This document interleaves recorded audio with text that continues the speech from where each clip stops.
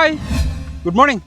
ഇന്നത്തെ morning vibe നമ്മൾ നമ്പിക്കൊല്ലിയാണ്. അതായത് എനിക്ക് എപ്പോഴും ഇഷ്ടപ്പെട്ട ഒരു സ്ഥലമാണ് നമ്പിക്കൊല്ലി. നമ്പിക്കൊല്ലി നമ്മുടെ ബസ് സ്റ്റോപ്പ് ഉണ്ട്. സുബ്രഹ്മണ്യ ക്ഷേത്രത്തിൻ്റെ തൊട്ടടുത്താണ് നമ്മുടെ ഈ ഒരു പൂപ്പാടം എന്ന് പറയുന്നത്. പൂപ്പാടം എന്ന് പറയുന്നത് കഴിഞ്ഞാൽ പൂപ്പാടം മാത്രമല്ല, ഇപ്രാവശ്യം വിഷുവിന് കണി വെക്കാനുള്ള കണിവെള്ളരി മുതൽ ചിരങ്ങ മുതൽ പയർ മുതൽ അങ്ങനെ പാവൽ പടവലം എല്ലാത്തരം കൃഷിയും ചെയ്യുന്നുണ്ട്. അതോടൊപ്പം ഒരല്പം സൺഫ്ലവർ കൂടെ പരീക്ഷിച്ചു.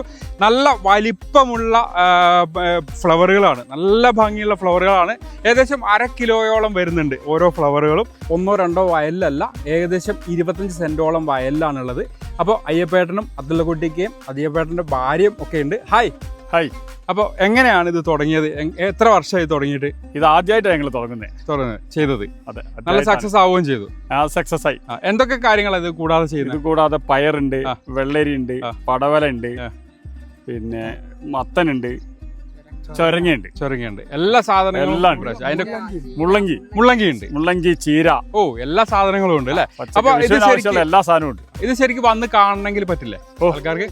സുൽത്താൻ ബത്തേരിന്ന് ഊട്ടിയിലേക്ക് പോകുന്ന റോഡ്, നമ്പിക്കൊല്ലി സുബ്രഹ്മണ്യ ക്ഷേത്രത്തിന് ആ ബസ് സ്റ്റോപ്പിൽ ഇറങ്ങിയാൽ നേരെ മുന്നിൽ കാണുന്ന വയലിലാണ്. അപ്പൊ വന്ന് അത്യാവശ്യം ഫോട്ടോയും കാര്യങ്ങളൊക്കെ പോകാൻ കഴിയും. ചെറുപ്പം മുതലേയുള്ള സുഹൃത്തുക്കളാണ്. അപ്പൊ അയ്യപ്പേട്ടനും അതുള്ള കുട്ടിക്ക് അതെ അടിപൊളി ചെറുപ്പം മുതലേയുള്ള സുഹൃത്തുക്കളാ. മാത്രമല്ല നന്നായിട്ട് കൃഷി ചെയ്യാൻ അറിയാവുന്ന ഒരാളാണ് അവളുടെ കുട്ടിക്ക്.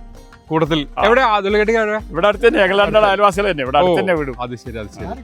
എല്ലാ കൊല്ലവും കൃഷി ചെയ്യുന്നുണ്ട്. ഓഹോ, ഈ വയലിൽ ആദ്യമായിട്ടാണ് മാത്രം. നല്ല ഭംഗിയുള്ള വലിപ്പമുള്ള പൂക്കളാണ്, അതാണ് ഏറ്റവും വലിയ. അപ്പോൾ ഇത് കാണാൻ ആഗ്രഹമുള്ളവർക്കൊക്കെ വന്ന് കാണാൻ കഴിയും. ഇവർ ആരെങ്കിലും ഒക്കെ ഇവിടെയൊക്കെ ഉണ്ടാവും.